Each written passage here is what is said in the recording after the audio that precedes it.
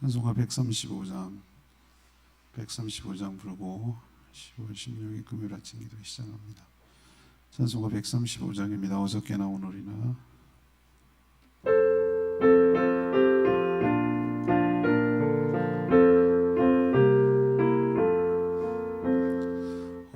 어저께나 오늘이나 어느 때든지 영원토록 변함없는 거룩한 말씀 믿고 순종하는 이의 생명 되시며 한량없는 아름답고 예쁜 말씀 어저께나 오늘이나 영원히 한결같은 주 예수께 찬양합시다. 세상 지나고 변할지라도 영원하신 주 예수 찬양합시다. 풍랑이는 바다 위로 걸어오시고 갈릴리의 험한 금 잔잔케 하고 겟세마네 동산에서 우리 위하여 눈물 짓고 기도하시고 나의 소리 주저께나 오늘이나 영원히 한결같은 주 예수께 찬양합시다. 세상 지나고 변할지라도 영원하신 주 예수 찬양합시다. 옛마음 행하시던 주님 오늘도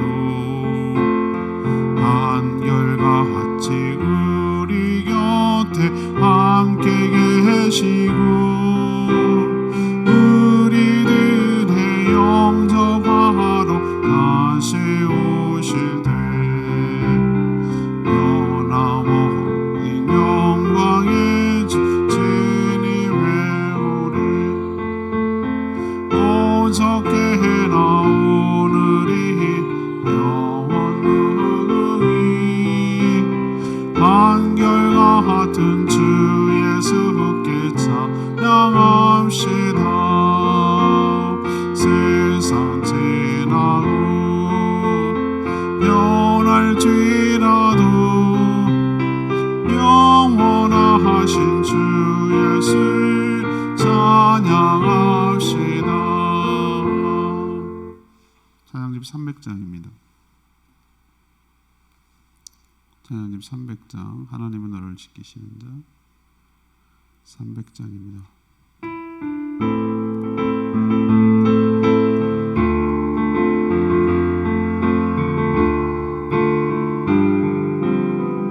하나님은 너를 지키신다.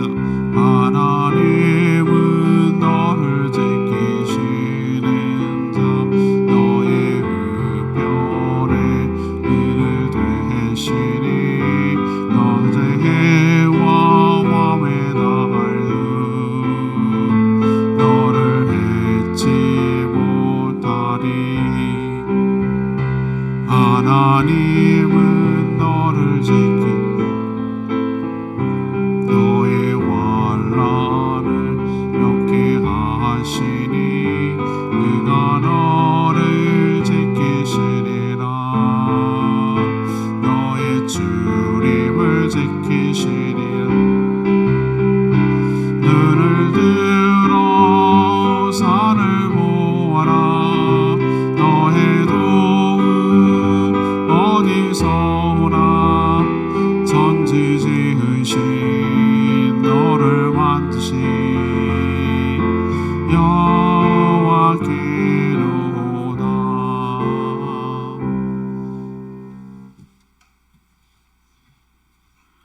하나님 말씀 역대하 11장 1절에서 23절까지 말씀 교독합니다. 구약성경 669쪽 역대하 11장 1절에서 23절입니다. 오늘은 10월 16일 금요일 아침입니다. 10월 16일자 본문 역대하 11장 1절에서 23절 교독하도록 하겠습니다. 르호보암이 예루살렘에 이르러 유다와 베냐민 족속을 모으니 택한 용사가 18만 명이라. 이스라엘과 싸워 나라를 회복하여 르호보암에게 돌리려 하더니 여호와의 말씀이 하나님의 사람 스마야에게 임하여 이르시되 솔몬의 아들 유다 왕 르호보암과 유다와 베냐민에 속한 모든 이스라엘 무리에게 말하여 이르기를 여호와께서 이같이 말씀하시기를 너희는 올라가지 말라. 너희 형제와 싸우지 말고 각기 집으로 돌아가라. 이 일이 내게로 말미암아 나는 것이라 하셨다라 하신지라. 그들이 여호와의 말씀을 듣고 돌아가고 여로보암을 치러 가던 길에서 되돌아왔더라. 르호보암이 예루살렘에 살면서 유다 땅에 방비하는 성읍들을 건축하였으니 곧 베들레헴과 에단과 드고아와 베슬과 소고와 아들람과 가드와 마레사와 십과 아도라임과 라기스와 세가와 소라와 아알용과 헤브론이니 다 유다와 베냐민 땅에 있어 견고한 성읍들이라. 르호보암이 그 방비하는 성읍들을 더욱 견고하게 하고 지휘관들을 가운데 두고 양식과 기름과 포도주를 저축하고 모든 성읍에 방패와 창을 두어 매우 강하게 하니라. 유다와 베냐민이 르호보암에게 속하였더라.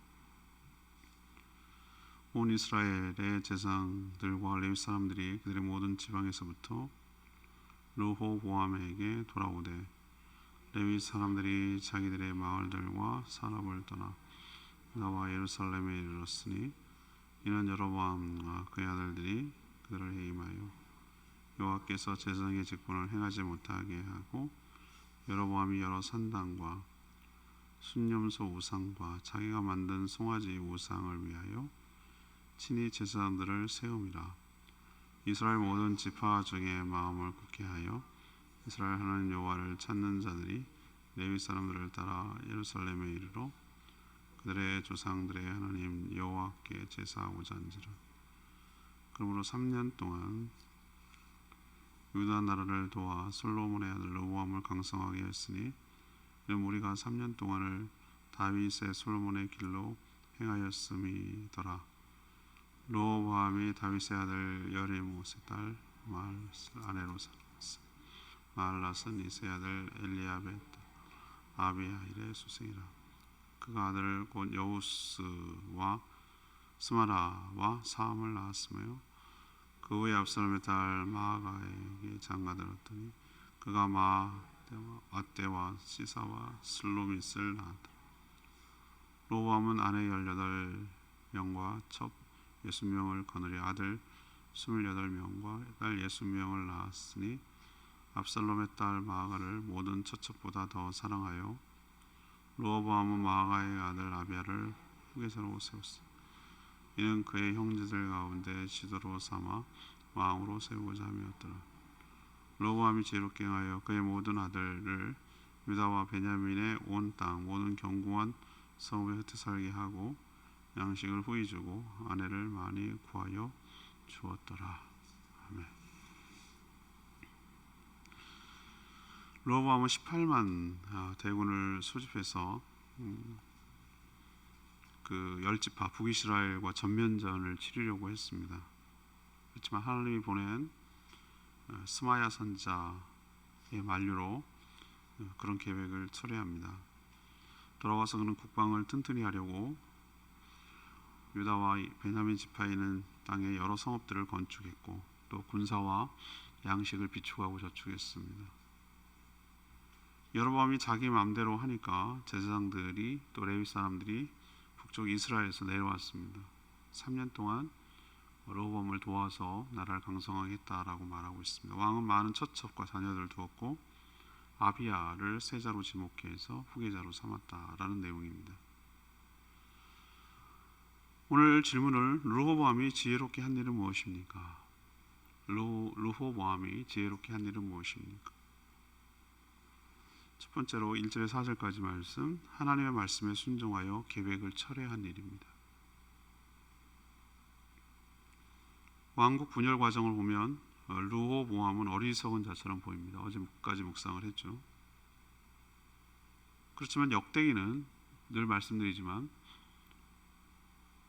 제사장적인 관점, 11개는 좀 선지자적인 관점인데 역대기는 제사장적 관점, 유독 남유다 중심, 다윗 왕가 중심, 제사장 중심, 성전 중심, 의도적이에요. 상당히 의도적이에요. 그래서 좋은 면만 추려서 교훈 삼을 만한 것들만 추려서 쓴 책이라고 할 수가 있겠습니다. 모든 사람이 다 명함이 있죠. 빛과 그림자가 다 있기 마련이에요. 좋은 면만 있는 건 아니고 또 나쁜 면만 있는 건 아니고, 물론 나쁜 면이 많은 사람도 있고 좋은 면이 많은 사람이 있지만 다 굴곡지고 얼룩지기 마련이에요. 인생이 그런 것 같아요. 완벽한 퍼펙트한 사람은 없어요. 르호보암도 오늘 말씀만 보면은 잘한 면만 지금 부각되고 있어요. 역대기는 르호보암 왕이 우리가 보기에는 내일 묵상합니다만 영 아니에요. 아닌 건 사실인데, 그리고 어제도 묵상했습니다만 그 왕국 분열에 결정적으로 어리석은 행동과 선택과 판단을 해서 왕국이 분열되도록 하는 장본인이기 때문에 좋게 평가할 수는 없으나 그나마 그래도 오늘 얘기는 좋은 것만 추려가지고 모아놓은 것 같아요. 그래서 호의적으로 지금 기록하고 있는데 23절에 보면은 호의적이잖아요. 상당히 보면은 굉장히 호의적이에요. 근데 그가 가장 잘한 일은 하나님 말씀에 순종한 일입니다. 예루살렘으로 도망치다시피 돌아온 그는 이제 속도 상하고 분도하고 분하기도 하고 이런 식으로 끝나면 안 되겠다 싶어가지고 힘으로 누르려고 했어요. 그래서 자기를 지지하는 지파 유다 지파하고 베냐민 지파 중심으로 18만 명의 대군을 군사를 일으킵니다. 18만 명이면 어마어마한 숫자 아니겠어요? 그렇게 해서 자기 입장에서 보면 반역한 북이스라엘과 전면전을 치러가지고 힘으로 여로보암을 제거하고 힘으로 눌러서 복종시키려고, 그렇게 굴복시키려고 지금 전쟁을 딱 일으키려고 하고 있어요. 그때 하나님이 보낸 스마야 선지자가 찾아갑니다. 그리고 이거는 나로 말미암아, 그러니까 하나님으로부터 일어난 일이니까 하지 마라, 동족과 전쟁하지 마라 라고, 되돌아가라 하지 마라 라고 그 만류했어요. 막았어요, 하나님께서. 자, 그러면 여기서 르호보암이 그나마 잘한 건 뭡니까? 스마야 선지자의 말을 듣고 그 말에 순종했어요. 따랐어요. 계획을, 전쟁을 치르려는 계획을 철회하고 하지 않았어요. 만약에 여기서도 고집을 부렸으면 어떻게 됐을까요? 만약이지만 아마 그는 죽었을지 몰라요. 그리고 우리가 경험했던 것처럼 가장 잔인한 전쟁이 뭔지 아십니까? 외국하고 좀 그렇게 전쟁하는 건 그 두고두고 보상도 받고 그렇게 할 수 있지만 내전, 동족끼리 죽이는 거, 그게 정말 더 오래오래 가고 상처가 깊이 남아요. 근데 우리는 많은 내전들을 겪었어요. 물론 뭐 내전 없는 나라가 어디 있겠어요. 뭐 미국은 내전 안 겪겠습니다. 대표적으로 남북 전쟁이 어마어마하게 일어났죠. 중국은 뭐 별거 있습니까? 국공 내전이 일어났고 장개석하고 엄청 싸웠잖아요. 그리고 그 전만 삼국지만 봐도 얼마나 많은 피비린 나는 싸움이 있었어요. 우리도 뭐 삼국시대, 뭐 통일시대, 고려시대, 조선시대 뭐 여러 내전이 있었는데 근대사만 가지고 보면은 우리는 북한하고 엄청 피 흘리면서 싸웠단 말이에요. 이념이 다르기 때문에. 제주도를 국한한다면 이념이 다르다는 이유로 경찰과 군인들이 자국민을 갖다가 많이 학살한 게 사실이에요. 진화반이라는 명문을 가지고. 이게 오래가요. 상처가 오래간단 말이에요. 그러면은 앞으로 장차 이 두 나라가 통합하고 더 협력하고 나아가는데 큰 어려움이 있을 거예요. 앞으로도 뭐 자주 싸우긴 하지만 아무튼 하나님, 여기서 중요한 것은 뭐 이런저런 걸 떠나가지고 그나마 그래도 르호보암이 하나님이 하지 말라고 했을 때 하지 않는 거는 잘한 것이다.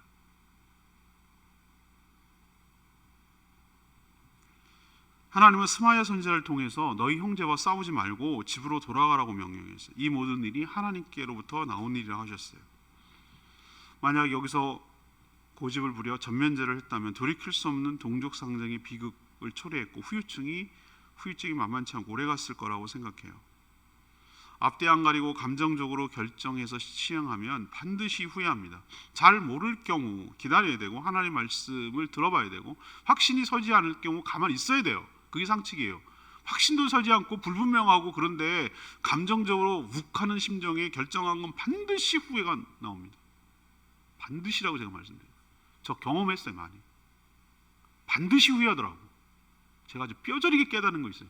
감정적으로 올라 있을 때, 그게 슬펐을 때든지 우울했을 때든지 기뻤을 때든지 또는 너무 화가 났을 때든지 감정에 이끌려서 결정을 내린 건 반드시 후회한다. 이게 제가 그냥 제 경험, 지금까지 살면서 경험한 바예요. 그럼 어느 때 안 후회하는가? 그렇게 감정이 가라앉은 다음에 차분히 생각해보고 또 기도해봐야 돼. 기도. 그 문제를 놓고 하나님 입장이 어떨까?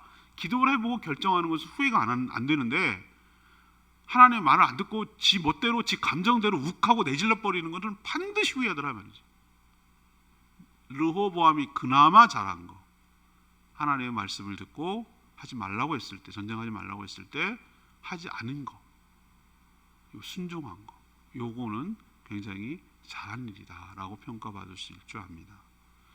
두 번째는 5절에서 17절까지 말씀인데요. 국방을 강화하며 신앙을 탄탄하게 만드는 거, 이거는 잘한 거라고 할 수 있어요. 르호보암이 쭈그러들었죠. 10분의 2 아니죠. 12분의 2 6분의 2 정도면 쭉 줄어들었어요. 뭐만 어느 지파만 다스립니까? 유다하고 베냐민 지파만 다스려요. 그럼 뭐부터 하겠습니까? 여러분이랑 돌아와서 북이스라엘이 우리까지 먹으면 어떡하지? 이런 생각하겠죠. 우리도 북한하고 딱 전면전 치른 다음에 어떻게 휴전하고 얼마나 국방을 튼튼하겠어요. 또 적에 쳐들어와가지고 또 제2의 6.25 일으켜가지고 우리나라 먹으면 어떡하지? 이런 생각하지 않겠어요? 당연히 국방부터 신경 쓰는 거예요. 그래서 예루살렘을 중심으로 예루살렘을 방어하기 위해서 여러 유다와 베냐민 지파의 국방을 튼튼했어요. 우선 예루살렘 중심으로 이어지는 여러 지역의 성읍들을 건축했어요. 옛날에는 어쩐 전쟁이었죠? 위험하면은 이제 들판에 나가서 농사 짓고 하다가 자는 건 어디서 잡니까? 도적대들이나 뭐 강도나 외적의 침입이나 이런 게 있을 수 있으니까 건설한 성읍에 들어와서 자고 머물고, 또 전쟁할 때도 그 안에 머물러 있으면은 그 성을 공략을 해야 되니까 쉽게 안 된단 말이에요. 그리고 옆에 성이 위험을 당했다 그러면 또 가서 도와주고, 이런 식으로 성읍 중심으로 근대까지 요즘은 성읍 의미가 없지만 요즘 공중에서 때려버리면 뭔 의미가 있어요, 성읍이. 옛날엔 그게 없었기 때문에 전부 다 bom역으로 싸워야 되기 때문에 튼튼한 성읍이 굉장히 중요한 국방이긴 했어요. 주민들을 보호하는데. 그래서 여러 개 이제 쭉 나오죠. 몇 절부터 나옵니까? 6절부터 쭉 여러분들 알만한 10절까지 여러 가지 이제 건설한 얘기가 나오는데, 이거는 북이스라엘의 침입을 방비하라는 목적도 있었지만 왕권을 강화하고 국방을 튼튼히 하려는 그런 목적이 있었습니다. 이렇게 견고하게 세운 성읍에다가 우리로 치면 무기를 준비했죠. 칼과 방패로 무정한 군인들이 주둔하게 했어요. 그래서 백성들을 보호하게 하고 또 전략 물자 비축하는 것이죠. 옛날에 우리도 북한은 지금 말할 것도 없어요. 누가 탈북한 사람들이 얘기하는데 김일성 대학 밑에 지하에다가, 그리고 왜 그렇게 180, 200m짜리 그 지하철을 만들었을까요? 이 김일성은 옛날에 뭘 가장 무서워했냐면 미국의 폭격기를 가장 무서워했어요. 폭격을 하는 거에 대한 대책이 없다는 걸 자기가 깨닫고 그것 때문에 졌다고 생각하는 거예요. 그래서 그것을 대비하기 위해서 북한 나름대로 지하철을 엄청 깊이 판 거예요. 우리로 치면 그렇게까지 50m만 충분히 되는데도 200m, 180m, 200m에 파는 거예요. 근데 그게 엄청난 그 방공호가 건설되어 있다, 김일성 대학 밑에 라는 것이 밝혀졌어요. 그 사람 탈북에서 그 건설하는 과정에서 나온 거예요. 자, 그런 식으로 거기다가 또 전쟁을 대비해서 북한은 또 식량을 모아놔야 되고, 우리도 마찬가지예요. 전쟁을 대비해서 예를 들면은 기름을 보관하는 거를 탄약고, 그다음에 여러 가지 우리도 전략 물자를 준비해 놔요. 그건 당연히 장기전을 하면은 싸워 나가야 되기 때문에 그렇습니다. 그 성읍마다 뭐를 했냐면은 먹을 양식, 군인들이 주둔할 뿐만 아니라 먹을 양식을 비축해서 침략에 대비하도록 만든 일을 한 거예요. 르호보암이 그나마 잘한 거예요. 또 이번에는 이제 종교 측면으로 갑시다. 성전이 예루살렘에 있어서 제사를 드리기 위해 내려가는 백성들을 막으려고 북이스라엘 여로보암은 어떤 일을 했습니까? 금으로 송아지를 만들었어요. 금송아지를 만들고 자기 마음대로 제사장을 해임시키고 자기 멋대로 뽑아가지고 섬기게 했어요. 이게 북이스라엘의 정통성을 상실하게 한 일이에요. 제발 이해하시겠어요? 2지파 10지파 하면 우리 생각에는 어느 지파에게 정통성이 가야 됩니까? 우리로 치면 다수결로 하면은 당연히 북이스라엘이에요. 근데 하나님은 그렇게 여기지 않습니다. 그 조그마한 지파, 베냐민 지파하고 유다 지파에 속한 남쪽을 정통성을 부여하는 이유가 뭐겠어요? 성전 때문이에요. 하나님이 솔로몬 성전 세울 때 거기 내가 있겠다고 그랬거든요.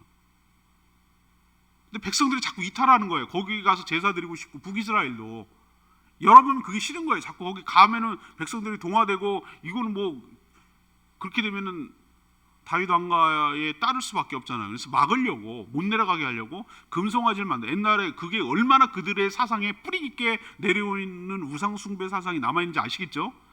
광야 시대 때 금송아지 만들어 갖고 그 어려움을 겪었는데도 몇백 년이 500년이 이상 지났는데도 불구하고 그걸 여전히 하고 있는 이들의 모습 속에서 이들의 뿌리 깊은 우상 숭배 의식이 얼마나 살아있는가를 보여주는 거예요. 금송아지 만들었고 우상이라고 그들은 말하지. 이게 여호와라고 그랬어요. 이게 여호와라고. 가지 마라. 이게 여호와다라고 섬기라고 그랬어. 이탈 방지하려고.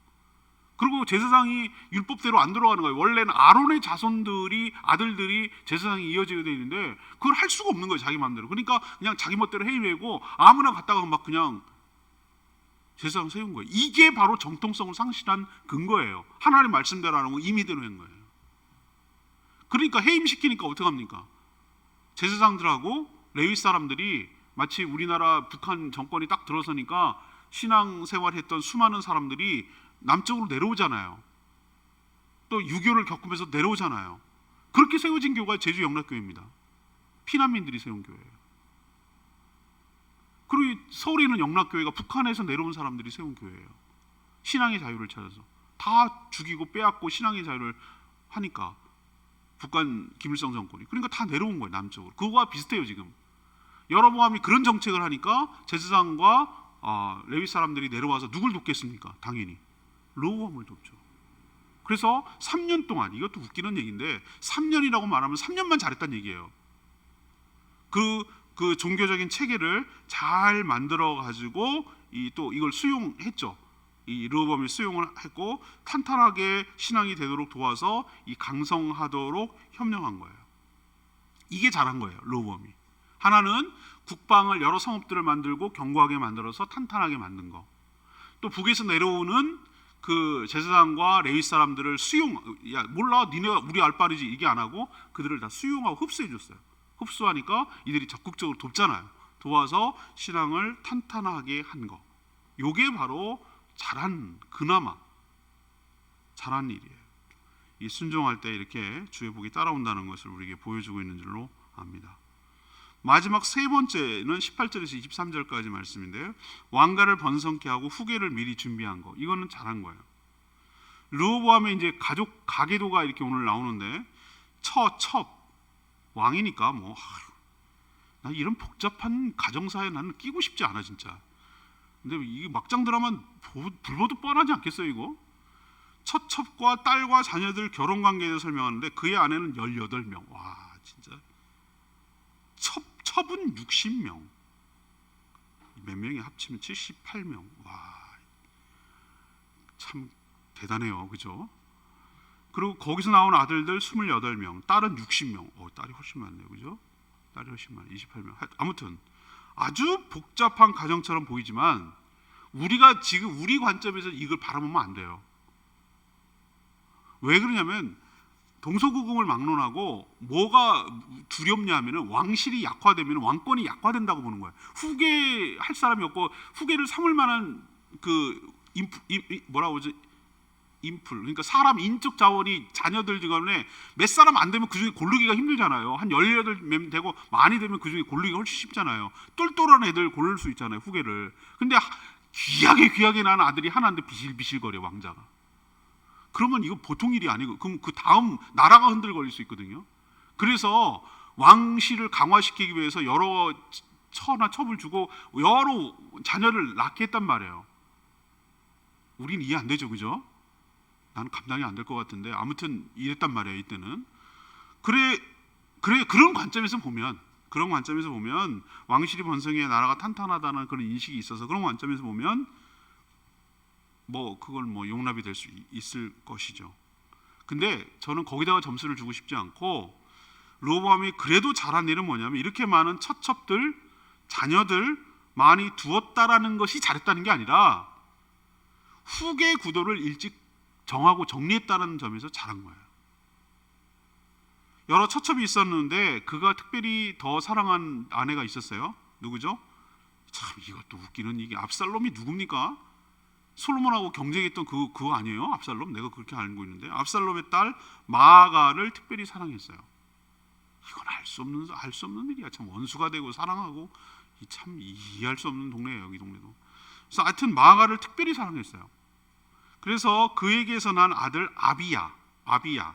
에비야, 그게 아니고 아비야를 후계자로 지목해서 세웠어요, 미리. 이게 왜 중요합니까? 왜 중요하죠?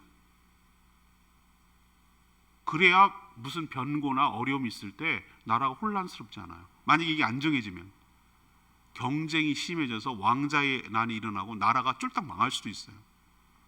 이거는 수많은 경험을 통해서 깨달은 바이기 때문에 모든 동서고금을 막론하고 왕 다음에 이어갈 세자를 항상 책봉을 합니다. 세자가 바뀌는 한이 있어도 해둡니다. 그러면 요즘같이 왕정 국가가 아닌 때는 어떡합니까? 미국 같은 경우는 그래서 부통령제를 두는 거예요. 우리나라도 헌법으로 정해놨어요. 만약에 대통령이 유고시 누굽니까? 국무총리가 그 다음 순위예요. 그 다음 국회의장, 그 다음 이런 식으로 정해놨어요, 이 서열을 갖다가. 왜? 그래야 나라의 혼란을 막을 수 있는, 최소한 질서를 잡을 수 있는, 다음 차기 이 통치자를 세울 때까지 그 혼란을 막을 수 있는. 만약에 이런 게 없으면 나라가 막 난리가 나, 서로 그 정권을 잡고 권력을 잡으려고 난리를 칠 거란 말이죠. 물론 아비야가 어쩌냐, 더 사랑해서 어쩌냐, 이거는 두 번째 치고, 그건 개인적인 것이고 누군가는 선택해야 되는데, 그럼 왕자로서.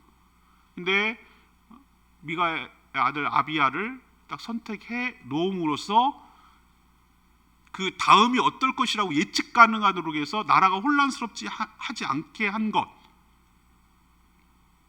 혼란을 미리 막으려는 것, 후계 구도를 두고 엄청난 갈등과 비극을 초래할 수 있는 것을 미연에 방지한 것. 그럼 나머지 왕자들은 어떻게 했습니까? 궁에 남아있으면 시기와 질투와 모함과 난리가 날 거예요. 맞죠? 그래서 어떻게 했냐면은 르호보암이 잘한 건 뭐냐면 그 아들들을 세운 여러 전국에 있는 성읍들의 견고한 성읍들을 흩어 살게 했어요.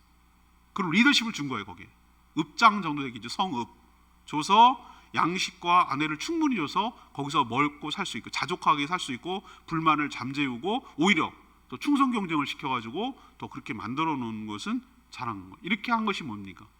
잡음이 없도록 가정을 잘 다스려서 어려움이 없도록 산 것. 이거는 그나마 본받을 만하고 잘한 일이다. 오늘 이 11장은 뭐에 관련된 거죠? 르호보암이 잘한 일을 갖다가 이렇게 추려서 모아놓은 거예요.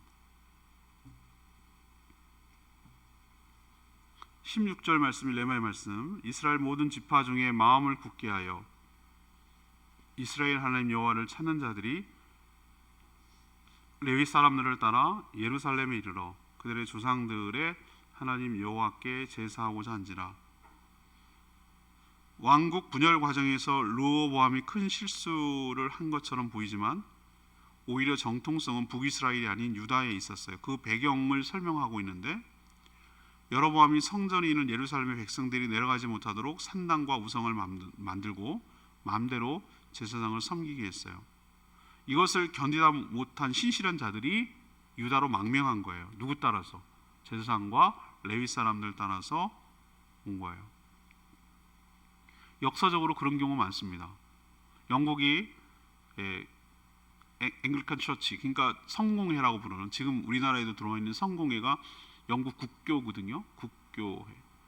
그것이 너무 탄압이 심하니까 완전한 종교개혁도 아니고 어설픈 반쯤 종교개혁한 이상한 교회니까. 그래서 신앙의 완전한 자유를 위해서 청교도라고 부르는, 깨끗하다는 의미에서 필그림이라고 부르는 자들이 그 위험을 무릅쓰고 웨이플라워 타고 영국에서 미국으로 신대륙으로 건너와서 왜 거기로 건너왔냐? 신앙의 자유를 위해서 마음껏 하나님을 정말 찬양하고 정말 그 억압받지 않냐고 바르게 그렇게 하기 위해서 시작된 것이 바로 미국의 시초예요. 시작이라고 말해요.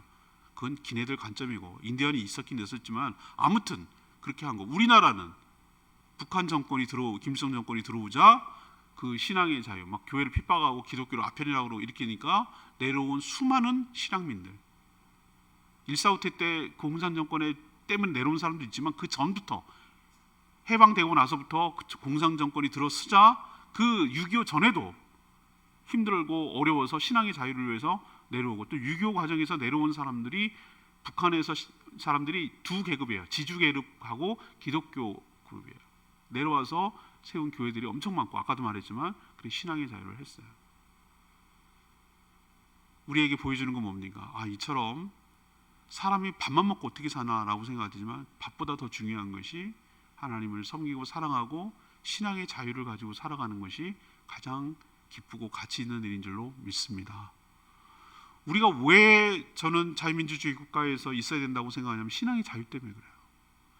왜 북한 정권이 안 된다고 생각하면 신앙의 자유가 없어서 그러는 거예요.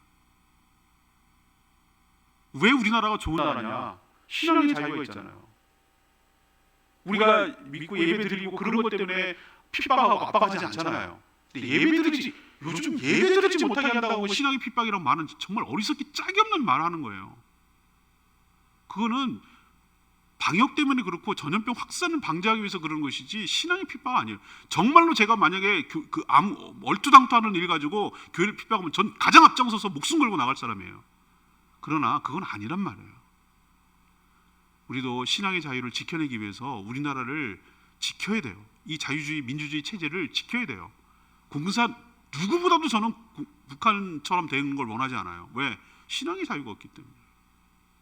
그 어떤 것도 따질 수 없어요. 그거는. 여러분도 보세요. 르호보암이 그나마 잘한 건 다 흡수하고 수용해주고 신앙의 자유를 마음껏 할 수 있도록 해준 건 잘한 일이라는 거예요. 자, 오늘 본문으로 돌아갑시다. 르호보암이 지혜롭게 한 건 그나마 뭡니까? 첫 번째는 전면전 하라고 그랬을 때 하지 마라. 하나님이 그랬을 때 자기 고집 꺾고 안 한 거예요. 안 한 거. 그랬으니 상처가 안 난 거예요. 이 정도로.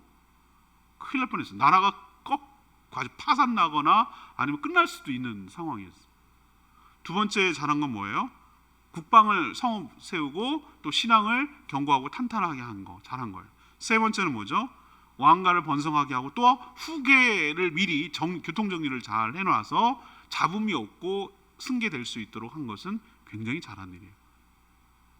우리도 여기서 교훈을 얻고 또 귀담아들 얻을 건 얻고 취할 건 취하는 그런 지혜로운 삶을 살기를 원합니다. 오늘 말씀 붙들고 기도하기 전에 300장 찬양지 부르고 기도하겠습니다.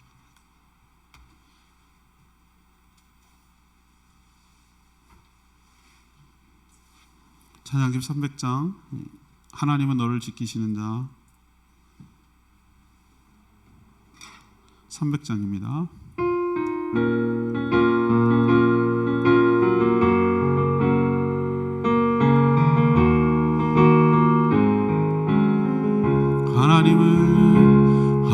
하나님은 너를 지키시는 자 너의 우편에 은을 되시니 낮에 해와 밤에 날도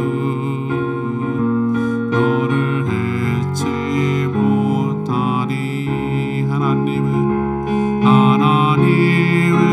너를 지키시는 자 너의 환난을 명쾌하시니 그가 너를 도우시리라 너의 주님을 지키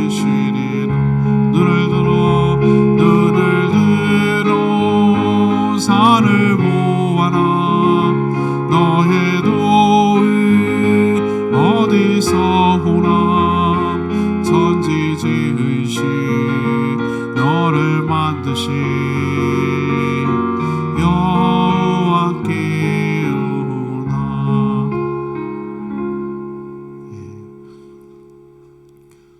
하나님의 은혜와 자비가 큽니다. 참 여러 가지 허물과 실수가 많은 사람인데도 불구하고 하나님께서 그를 어여삐 여기시고 그 언약대로 은혜를 베풀어 주신 줄로 믿습니다.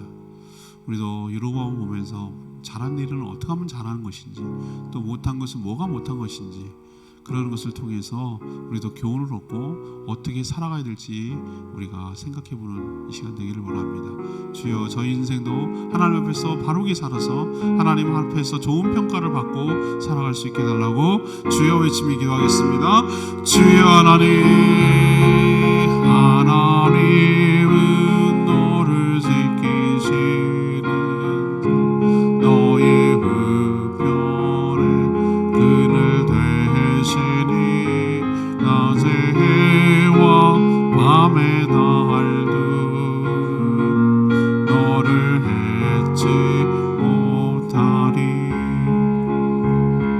하나님은 너를 지키시는 너의 환난을 명쾌하시니 그가 너를 도우시리라. 너의 주님을 지키시리라. 눈을 들어 산을 보아라. 너의 도움 어디서 오나. 천지 지으신 너를 만드신 여호와께로나.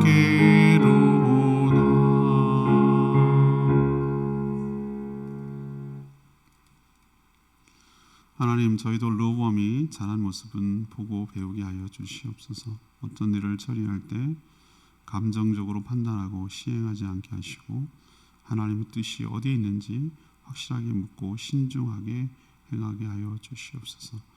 우리나라도 국방을 튼튼히 하여 외부의 침략에서 안전하게 지켜주시고 신실한 주의 종들의 헌신으로 하나님의 말씀 안에서 진앙이 단단하게 서가게 하소서. 하나님을 믿는 성도로서 자신의 가정과 신변을 늘 깔끔하게 하며 살게 하여 주시옵소서. 가정에서 잡음이 없도록 잘 다스리게 하여 주시고 자녀들에게 복을 내려 주시옵소서. 오늘도 하나님 은혜 가운데 살기를 원합니다. 간구하는 기도마다 응답하여 주시고 저희와 함께 동행하시며 주님 주신 사명 이루는데 헌신하며 살게 하시고 몸된 교회 건강하게 함께 잘 세워가도록 은혜 베풀어 주시옵소서.